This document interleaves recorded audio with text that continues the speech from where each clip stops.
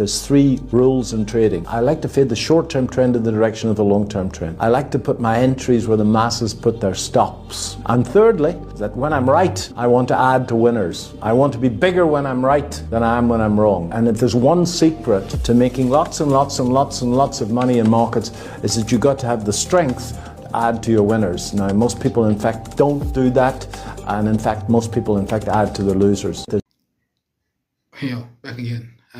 As we were saying, as the video shows, right? It's exceptionally important to fade your. First of all, let me say this: it's incredibly important to have rules in trading. Incredibly important. You don't want to enter any trade without a plan, without rules for entry and exit. You understand? Like those are vital, and you need to stick to them. You know, obviously risk management is very important as well. That's part of your rules. So first and foremost, right, fading your short-term trend with your long-term trend. Very simple, very elementary. Make sure you don't enter against the long-term trend.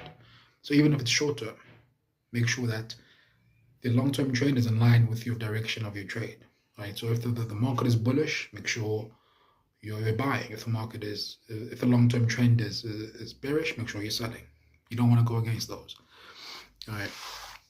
Secondly, my favorite. I want to enter where the markets put their stops.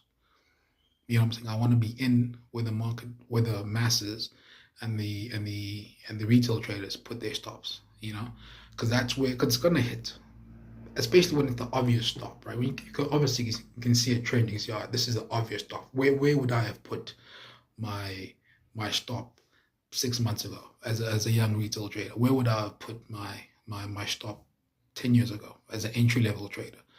Make sure you put your entry around there, because it's going to come down and hit that before it starts moving in the direction that you've predicted. You know, so be mindful of that and make sure to do that.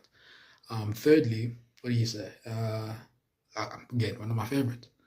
Don't be afraid to kill a losing trade quickly, and don't